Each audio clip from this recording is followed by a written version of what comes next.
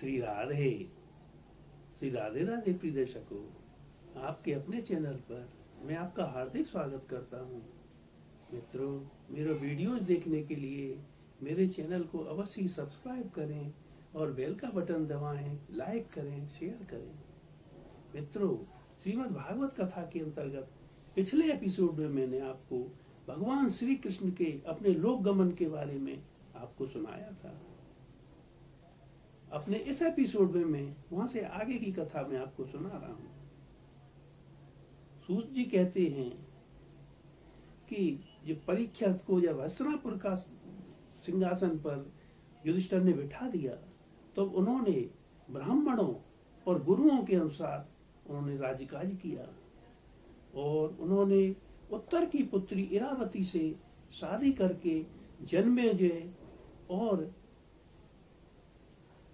4 पुत्रों को उन्होंने उत्पन्न किया और उन्होंने कृपाचार्य जी को अपना गुरु बनाया और परीक्षित जी ने 3 अश्वमेध यज्ञ किए और ब्राह्मणों को दान दक्षिणा दी।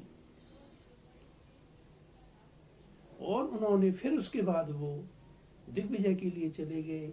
उन्होंने भरत, किम पुरुष और भद्राश्व करके जो राजाओं को परास्त किया और उनसे भेंट प्राप्त करके वो वापस आ गए। फिर वो कुरुक्षेत्र के लिए चले गए।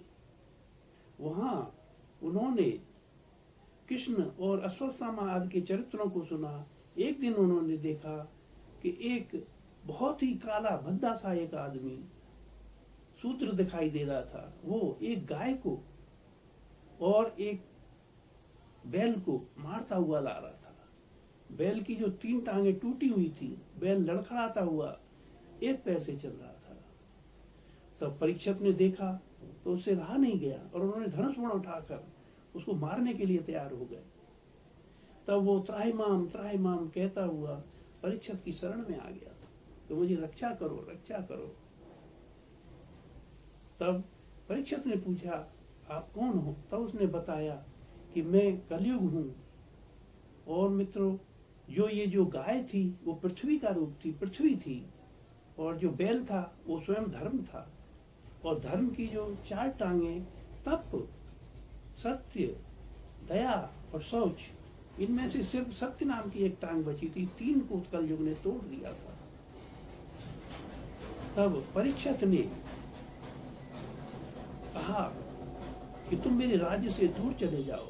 तो कलयुग बोला कि आपका राज्य तो बहुत बड़ा है, मुझे कहीं भी स्थान दे दो, आप जहाँ कहोगे मैं वहां रहूंगा। तब परीक्षित ने कलयुग को कहा कि तुम इन 4 स्थानों पर निवास करो। पहला स्थान जहाँ जुआ खेला जाता हो, दूसरा स्थान जहाँ मदिरा पी जाती हो, शराब पी जाती हो, तीसरा स्थान जहाँ वेश्यावृत्ति होती हो, और चौथा स्थान जहाँ मांस मदिरा खाया जाता हो। तब कलयुग बोला कि हे राजन, आपने जो 4 स्थान दिए हैं ये तो कम है और ये अच्छे भी नहीं हैं, मुझे कोई एक अच्छा सा स्थान दे दो, आपका राज्य तो बहुत बड़ा है। तब परीक्षित ने कहा, अच्छा तुम ऐसा करो, आप स्वर्ण में निवास करो, पर जो मिथ्याभाषी हो, मद हो, जिस मद में जो चूर रहता हो, कामी हो और बैर करता हो सभी से, और 5वां रजोगुणी हो, ये 5 चीज जिसके पास हो, तुम ऐसे के घर में निवास करना।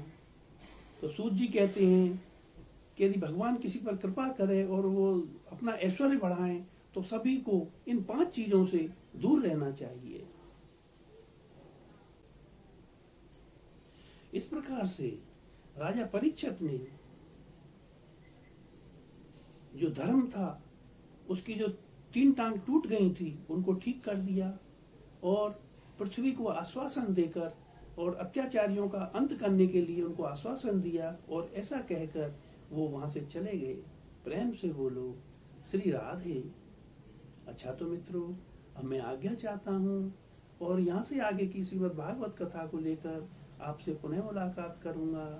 प्रेम से बोलो श्री राधे। बोलो सत्य सनातन धर्म की जय। राधे राधे।